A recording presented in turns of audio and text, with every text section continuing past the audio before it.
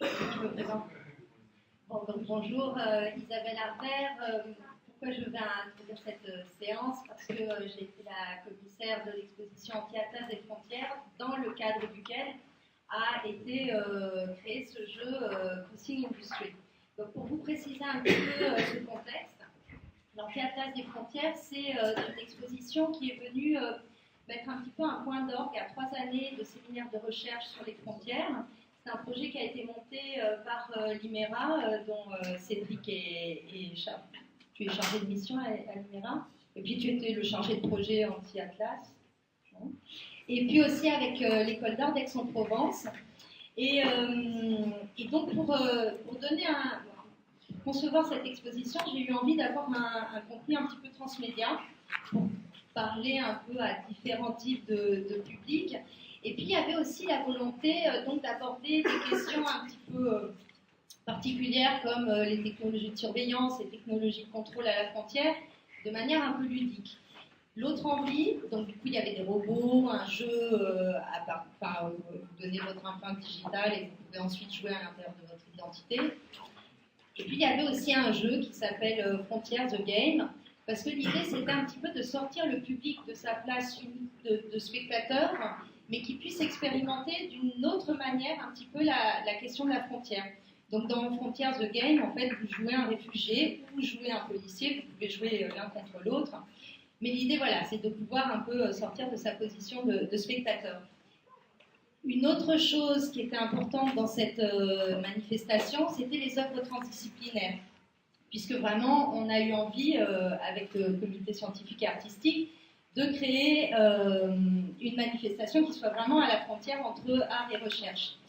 Donc, le projet Crossing Industry est une de ces œuvres transdisciplinaires, puisque vous allez en parler plus largement, mais l'idée était de partir des données de terrain de Cédric, donc en Israël, je crois, Israël-Palestine, des données de terrain d'un anthropologue et d'en faire un jeu vidéo, donc avec l'atelier Hypermédia dirigé par Douglas. Donc je vous laisse présenter à présent.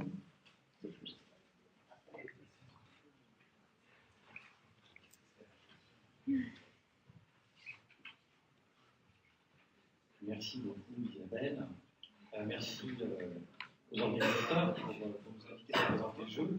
Donc je vais commencer par prendre la parole pendant 10-15 minutes pour présenter disons, ma vision de l'expérience de la mise en place de jeu, et puis ensuite Douglas parlera de la dimension plus artistique et technique de la réalisation du jeu. Alors ce jeu, bien évidemment, c'est une œuvre collective. C'est une œuvre qui est surtout réalisée par les étudiants de l'école d'art, de l'atelier Hypermédia, Christophe Frépon, Émile Gervais, Mathieu Bonnella, Martin Greff, Bastien Hude et Benoît Espinolin pour le développement du jeu. D'ailleurs, Benoît et Martin sont là, je n'ai pas vu Émile ce matin. Et comme le disait Isabelle, ce jeu s'inscrit dans le projet Anti-Atlas des frontières, qui est lui-même une manifestation qui va durer 6 mois cette année, mais qui s'étendra bien au-delà, et qui est coproduit par 5 coproducteurs. Alors, l'IMERA, l'École d'art d'Aix-en-Provence, le laboratoire Pacte de l'Université de Grenoble, Isabelle Arbert, et puis la compagnie au lieu de création à Marseille. Alors, ce jeu, qui s'appelle Crossing Industry, est un jeu vidéo qui cherche à plonger le joueur dans l'univers de la traversée des frontières du XXIe siècle parmi les migrants clandestins. Le joueur, dans ce jeu, va pouvoir alterner multiples rôles. Soit être un migrant, un passeur, un contrebandier, donc plutôt les marchandises plutôt que les personnes, ou alors des gardes-frontières, voire même d'autres personnages. Le but, si vous voulez, pour le joueur, sera de survivre dans un monde en perpétuelle recomposition, et donc d'évoluer dans une fiction dont il est lui-même l'acteur.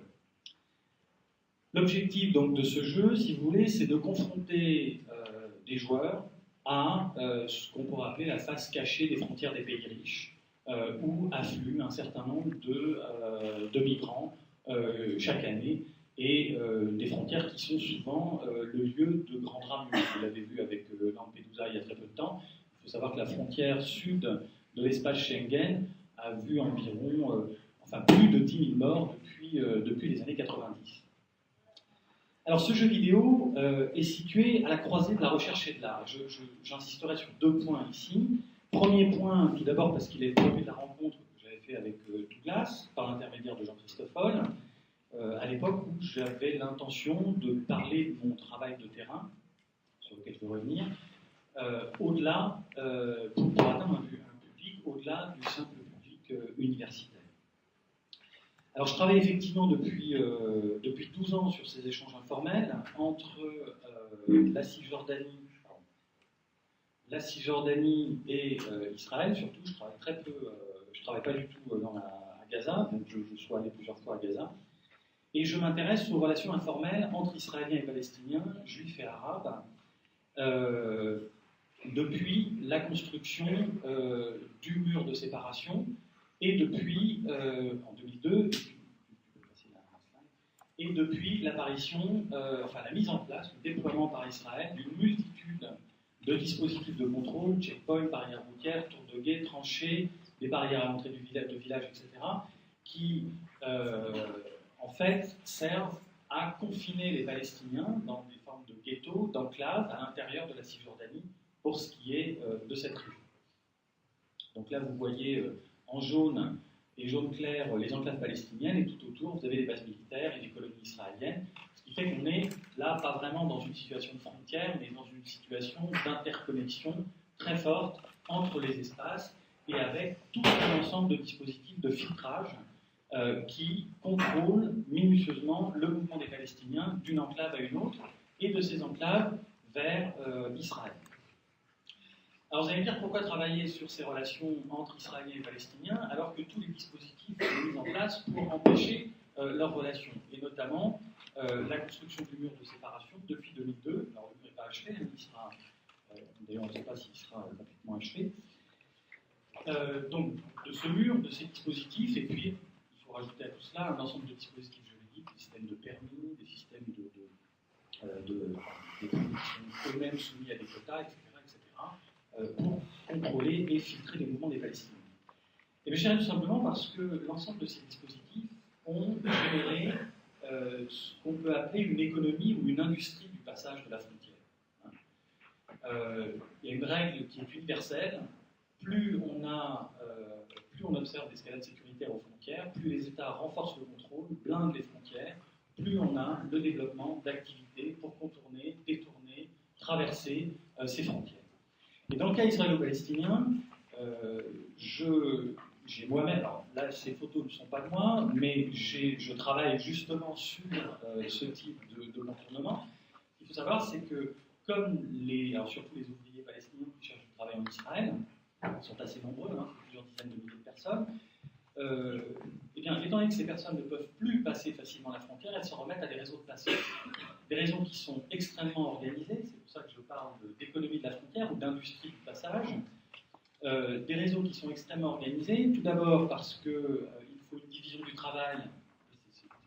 Une division du travail extrêmement poussée. Vous avez des guetteurs, vous avez des passeurs, des conducteurs, des rabatteurs, etc. etc.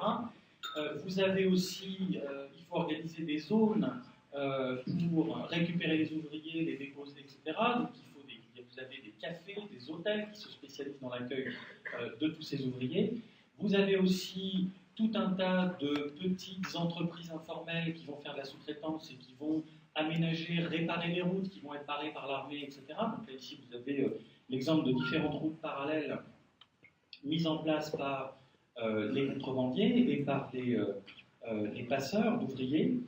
Et puis, il faut ajouter, alors des choses qu'on ne voit pas, ce sont des réseaux financiers extrêmement élaborés pour faire passer les rémunérations qu'on donne aux chauffeurs, etc., pour qu'elles remontent à ces entreprises, et pour gérer finalement cet argent des deux côtés de la frontière. Et quand je vous parle d'entrepreneurs sans frontières, c'est parce qu'on a dans ces réseaux, ce ne sont pas des réseaux de Palestiniens ou d'Israéliens, mais ce sont des réseaux qui impliquent à la fois des Israéliens, des Palestiniens, des Juifs, des Arabes. Ici, à ce niveau-là, le conflit n'existe plus, ce qui intéresse, c'est le profit.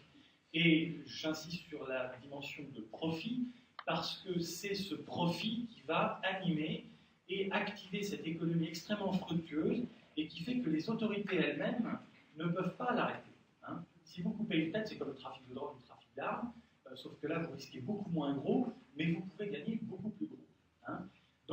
économie que les autorités israéliennes ne peuvent pas arrêter, et donc comme elles ne peuvent pas arrêter, et ben finalement elles instrumentalisent ces réseaux de passeurs, elles infiltrent ces réseaux pour transformer un certain nombre de passeurs en informateurs, ce qui fait que ces réseaux qui défient entre guillemets la frontière viennent eux-mêmes servir le contrôle de la frontière.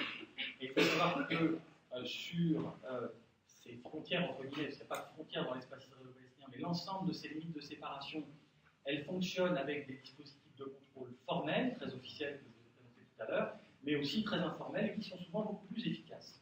Hein, si les gens ne passent pas par le mur, c'est parce qu'il y a tous ces réseaux d'informateurs de l'autre côté du mur, et parce que justement les Israéliens arrivent à surveiller les mouvements des personnes et la mobilité. Et ça, on le retrouve bien évidemment au-delà de cet espace. Donc on a une économie, si vous voulez, très complexe, hein, sur laquelle je reviendrai dans quelques instants. Alors, c'est une économie que j'observe dans le cas israélo-palestinien, mais que beaucoup de mes collègues observent sur d'autres frontières du monde. Là, vous avez l'hémisphère des frontières fermées qui a été réalisé par Stéphane Rosière. Il faut savoir qu'aujourd'hui, les frontières fermées, hein, c'est près de 24 000 km de frontières dans le monde. Donc le mur israélo-palestinien avec ses 700 km fait pas le figure, si vous voulez. Et la plus grande de ces frontières fermées, c'est la frontière Schengen. Donc on est, si vous voulez, dans un monde qui se cloisonne, où les pays riches se cloisonnent, et où, effectivement, comme on a une véritable escalade sécuritaire à la frontière, vous avez un ensemble, aussi une escalade des systèmes de contournement et de franchissement informel. Alors c'est pour ça que ce jeu, finalement, ne va pas faire directement référence au contexte israélo-palestinien, mais se jouera finalement dans un monde imaginaire. Parce qu'il fait référence finalement à la plupart des frontières dans le monde. Ensuite, nous avons décidé de ne pas faire référence directement au contexte israélo-palestinien, parce que, comme vous le savez, le conflit israélo-palestinien, c'est une question qui est extrêmement chargée politiquement, et je pense que tout le monde a fait l'expérience. Les soirées où quelqu'un commence à sortir le sujet, tout le monde dit, bon, bah, écoutez, il me reste à faire cuire quelque chose, je reviens, etc. Tout le monde s'en va, et plus personne ne veut discuter, ou alors tout le monde s'engueule. Donc, l'idée, si vous voulez, c'est de dédramatiser d'une certaine manière la question, et de pouvoir, à travers ce monde imaginaire, toucher à des questions qui ne sont évidemment pas politiquement correctes. Parce que quand on travaille sur cette économie de la frontière, on n'est plus du tout dans le politiquement correct. Je vous en ai parlé un peu rapidement, c'est une économie complexe qui implique un ensemble d'acteurs. Donc on n'a plus du tout les bourreaux, les victimes, les gentils et les méchants, mais on a une multiplicité d'acteurs. C'est-à-dire ceux qui disent je fais de la résistance sont en fait des bourreaux pour d'autres.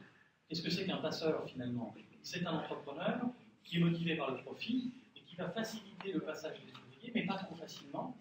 Hein, parce qu'il faut maintenir une situation de rareté et il faut pouvoir extorquer davantage d'argent à ces personnes vulnérables et dépendantes. Hein.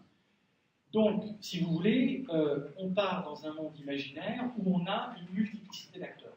Et une multiplicité d'acteurs, l'idée c'est de se démarquer de certains jeux. Enfin, il y a eu un jeu qui est formidable, hein, d'ailleurs qu'on expose au musée de tapisserie à Aix-en-Provence, qui s'appelle Frontiers the Game, qui a été réalisé par le World Extra. Ils ont fait un jeu absolument fabuleux, avec une qualité esthétique très élevée.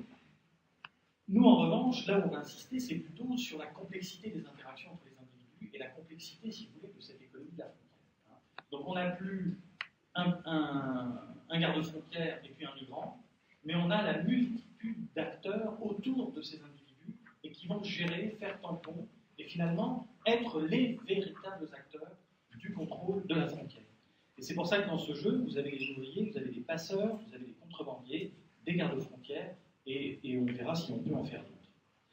Alors, dernier point sur lequel je vais aller très vite, parce que je n'ai pas encore assez de distance par rapport au processus qu'il y a, dans lequel nous sommes, justement, avec Martin, Mathieu, Benoît et Douglas.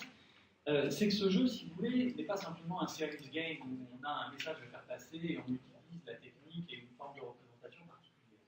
L'idée, c'est vraiment d'explorer différents types d'interactions entre la recherche et l'art. Alors moi, je vais vous parler de cette expérience d'exploration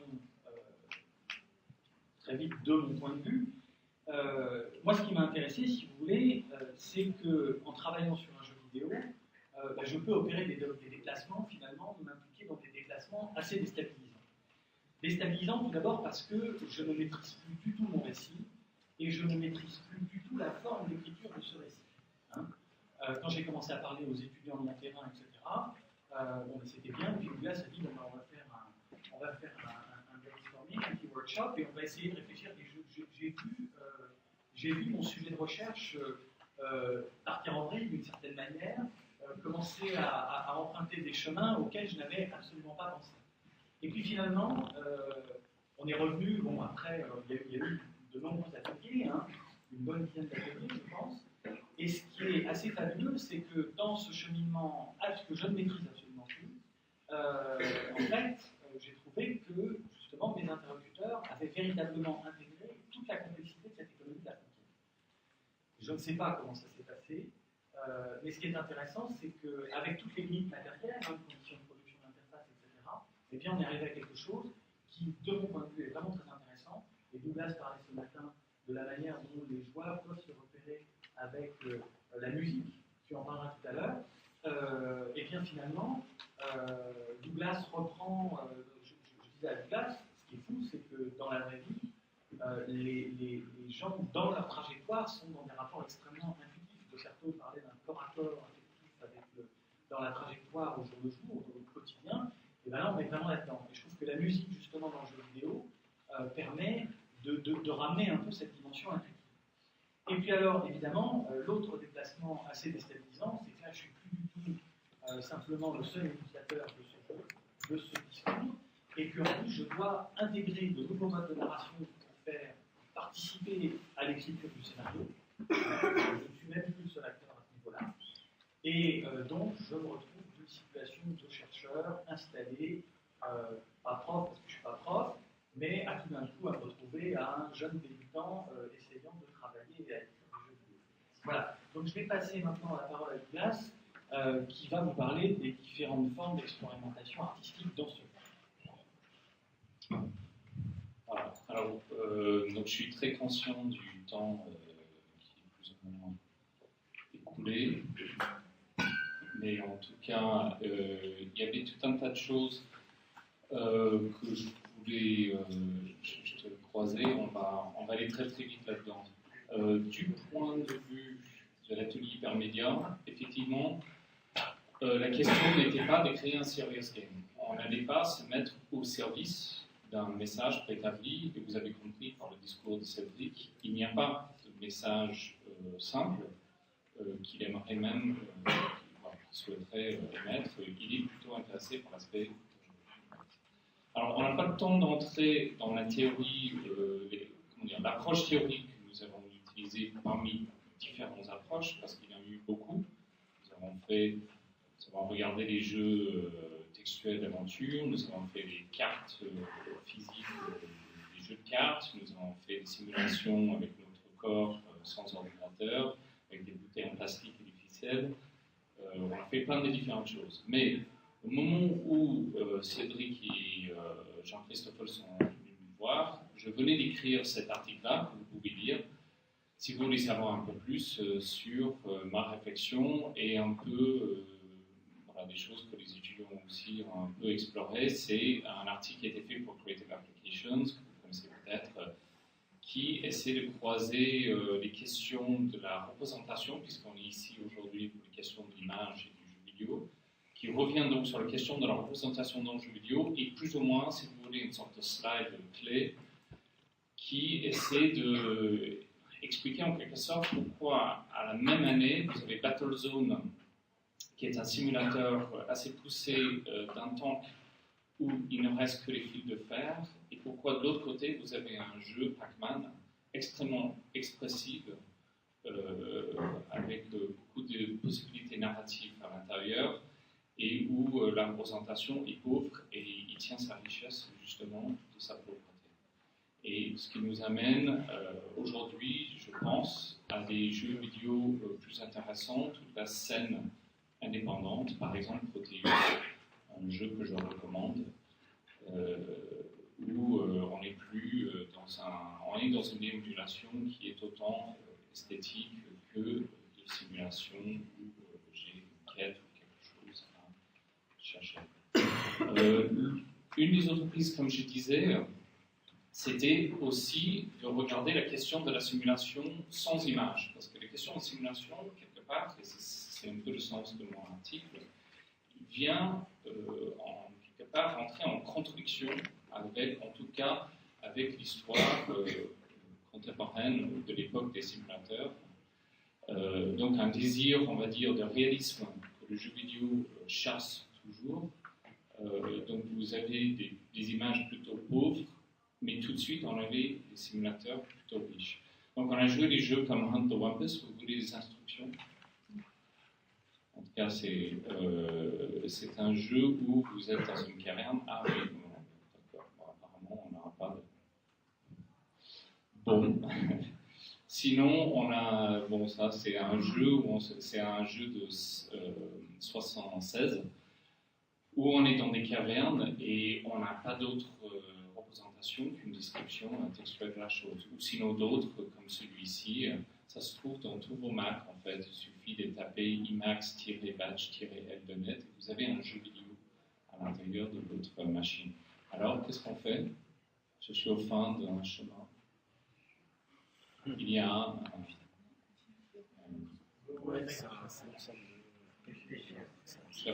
the West, ok. You can't go that way. Faut lire. Bon, vous voyez le problème. Donc là, on rentre dans un autre imaginaire. Et ça a intéressé beaucoup les sociologues qui ont présenté un peu cet état de l'art, parce qu'ils ne savaient pas qu'il allait exister toute cette histoire du jeu vidéo, une sorte de système de co-écriture où on rentre dans une dimension littéraire. Et cela est quelque part, et ça c'est intéressant à juste très brièvement revenir sur l'histoire du jeu vidéo par rapport à ces questions-là. Nous sommes aujourd'hui dans des jeux que je recommande comme Kentucky Route Zero ou des jeux comme peut-être un peu moins Papers, Please, mais des jeux comme Kentucky Route Zero, on a regardé pour voir comment aujourd'hui on traite cette question de souvent ce que les gens considèrent être des sortes de choix, des embranchements, des sortes de livres dont vous êtes le héros, mais c'est plus que cela. Et comment les gens prennent ces formes-là, je dirais plutôt de coécriture, et essaient de construire des narrations autour. Il y avait à cette époque-là une sorte de tricherie qui a permis de faire rentrer une forme qui ressemble à une forme littéraire, mais qui ne l'est pas vraiment un roman, et qui a tout un tas de limites liées au fait que, justement, comme on disait ce matin, on interagit avec une machine.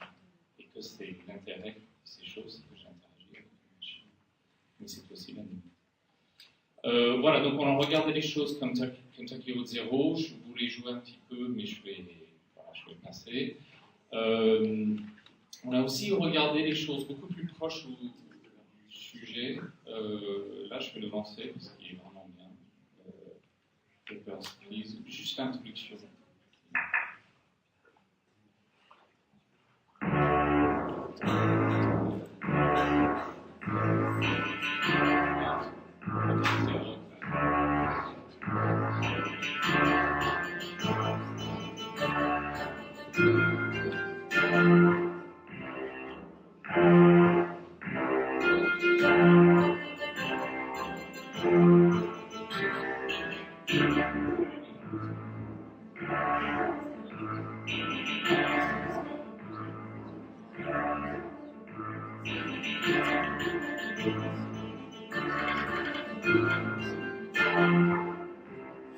Alors ce slide, c'est pas mal. Une image brillante qui illustre parfaitement le texte en dessous. Encore une autre image qui illustre parfaitement bien le texte en dessous. Donc on est dans un contexte. Donc ça c'est un. Le Kespo, voilà. Donc c'est un jeu qui est sorti cette année. On est en plein scène indie et le jeu est assez graphiquement pauvre et très très riche dans les interactions où on doit contrôler des papiers et des faux papiers à la frontière. On est garde-frontière, on est obligé de rentrer chez soi, chauffer la maison, nourrir les enfants, et en même temps il faut contrôler les papiers et on a un tas de choix à faire là-dedans. Donc je vous invite très fortement à regarder ce vidéo. Donc là on est dans le point contenu fort comme ça, qui c'est considéré par beaucoup comme étant un des meilleurs jeux de cette année, et avec un graphisme relativement simple qui montre qu'il y a, avec assez peu de moyens, on peut faire des choses fortes. Et je pense que c'est justement, et c'est aussi le sens de cet article avec lequel je suis parti vraiment juste en référence comme ça, c'est en revenant sur des formes plus classiques du travail d'artiste, c'est-à-dire où l'artiste n'est pas celui ou celle qui décore de jolis arbres dans un jeu vidéo, c'est plutôt celle qui va imaginer tout un dispositif d'image qui va avoir une logique propre, des questions posées en permanence et qu'on n'a toujours pas fini parce que le jeu n'est pas terminé, vous verrez. Donc une des questions qu'on posait en permanence, c'est comment est-ce qu'on va traduire les histoires de Cédric. Alors une autre référence que j'aurais pu montrer, c'est Oregon Trail. Vous pouvez aussi regarder Oregon Trail. Il y a des choses qui sont très marrantes là-dedans, mais par exemple, là c'est pareil, un clavier ne peut pas, mais on peut jouer à un colon qui va traverser l'Amérique. Et là aussi, c'est des jeux de frontières. Ce jeu date de 71. Voilà, alors, qu'est-ce que vous voulez être? Banquier, charpentier ou fermier? Fermier. Fermier, oui. Le dessin du fermier est chouette. Donc, au début, il n'y avait pas d'image. C'est un simulateur qui a été créé par un professeur d'université qui voulait trouver une manière de illustrer, de confronter ses étudiants au choix à faire pareil, à la difficulté à traverser les États-Unis. Voilà. Alors, donc comment est-ce que nous avons travaillé à partir de ces influences qui sont très fortes, vous verrez. On n'est pas complètement sorti de nos influences. Donc, comme je disais, et comme Cédric disait, on a fait des expériences avec des bouteilles en plastique, des jeux de cartes, et on a joué beaucoup de jeux textuels, mais aussi, voilà, des étudiants ont apporté aussi des jeux qu'ils aiment bien. Je crois que j'ai plus le réseau, mais tant mieux. Vous voyez ici une esthétique qu'on a fini par trouver. Je ne sais pas si je peux rentrer dans le Google Drive, mais il est marrant notre Google Drive parce que c'est un endroit où on mettait, c'était une espèce de fourre-tout où on mettait beaucoup d'idées. Et donc on avait autant des éléments 3D qu'on vient de voir, mais aussi des recherches assez aléatoires sur la question. Et aussi des cartes. Et là, nous sommes actuellement en train d'explorer. Ça, c'est la partie plutôt de Martin et de Cédric. Voilà, la constitution de la carte.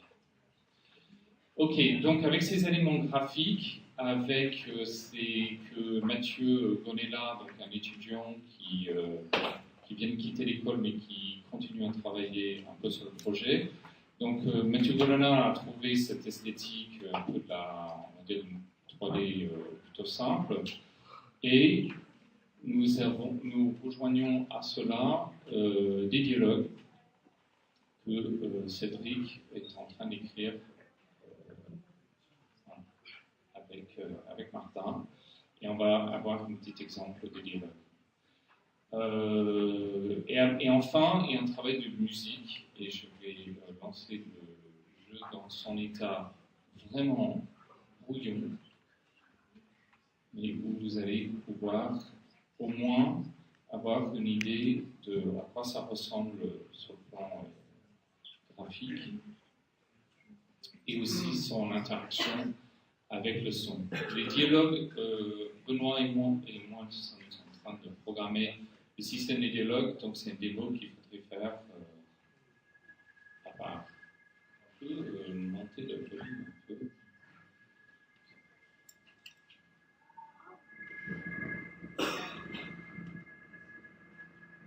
Donc nous avons un personnage, là par exemple on a choisi de démarrer le jeu avec, on est un personnage qui est celui qu'on appelle des pivers.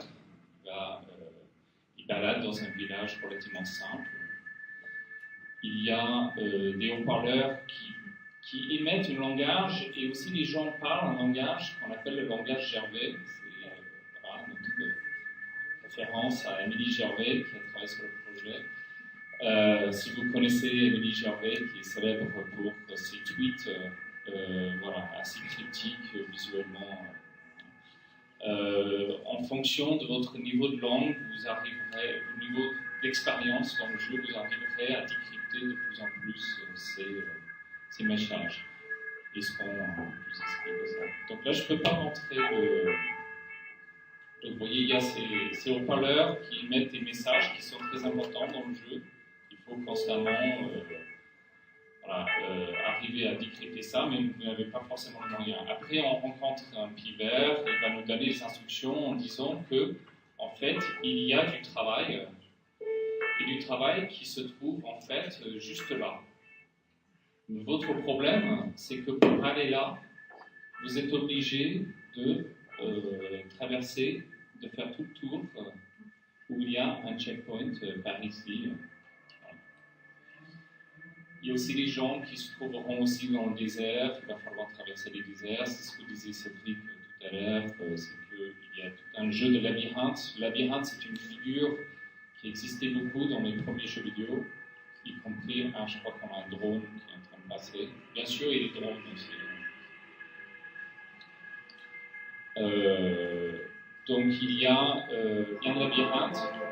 Et si j'arrive à suivre le son, ça c'est quelque chose qu'on était en train d'expérimenter hier soir à 2h du mat avec Bastien. Donc comment avec juste un simple mélodie trouver un peu la sortie de ce labyrinthe. Aussi des personnages qui peuvent nous indiquer le chemin, mais comme disait Cédric, ces gens qui parlent probablement notre langue peuvent aussi nous induire en erreur. Par exemple, si je suis ce son de guitare, je vais finir. Là, il y a un morceau. Alors, ça aussi, on rencontre peut-être une chose qu'on pourrait dire, c'est juste un mot sur la représentation dans les jeux vidéo. Il y a un problème dans les jeux vidéo que le cinéma a résolu très vite. C'est le rapport image-son que Deleuze a magnifiquement théorisé. Dans les jeux vidéo, on a une tendance à voir le son comme quelque chose qui est lié à un espace. Il y a un problème d'espace et de temps qui sont plus ou moins la même chose. Alors que si vous revenez à la forme littéraire, vous n'êtes pas dans cette pauvreté, ou en tout cas dans cette contrainte relativement pauvre. Évidemment, les jeux textuels, dont je parlais en introduction, ne souffraient pas de ce problème, mais souffraient d'autres limites narratives. Ok. Donc là, je pourrais arriver, il faudrait que je négocie ici, avec un. Et là, la chose va commencer à être un peu plus tendue. Il va falloir que je donne des papiers, il faudrait que j'ai des papiers, sinon il faudrait que j'ai de l'argent, il faudrait que j'aille travailler pour avoir de l'argent. Donc vous voyez ces jeux de simulateurs avec quelques règles relativement simples, permettent de créer des interactions qu'on espère être, en tout cas, explorer le monde que Cédric vit. Alors, je vais juste maintenant finir sur une dernière image. C'est le moteur de dialogue, mais je le trouve très drôle. C'est une sorte de. Et on a un parcours qui me fascine. Là, c'est des bugs, souvent, pas de choses bien. Là, c'est juste que Benoît et moi, nous étions en train de programmer le système des dialogues, comment vont aller discuter entre deux personnes à partir des fichiers Excel, des tableaux que Cédric est en train de remplir. Et donc on a juste mis 2 cubes qui seront remplacés bien sûr par les personnages. Mais je trouve ça génial, c'est une espèce dans le dodo, 2 cubes qui se discutent. Là il y a une pièce que je vais faire un jeu là-dessus. C'est garanti. Super. Voilà, donc comment aussi on décompose différentes parties de ce jeu. Comme vous voyez, il est encore en construction. Nous avons à peu près en cette année jusqu'aux premières semaines de décembre pour finir. Mais on aime bien ça, c'est-à-dire de encore expérimenter jusqu'à la dernière seconde. Ça nous permet de réinventer quelques coups et poser pas mal de questions aussi esthétiques. Et c'est maintenant, on a aussi un in off, n'est-ce pas, à terminer.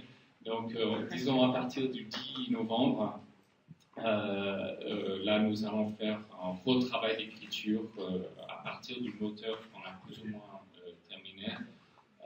Et on va reprendre tous les dialogues et les contextes des cahiers de Cédric et on va essayer de sortir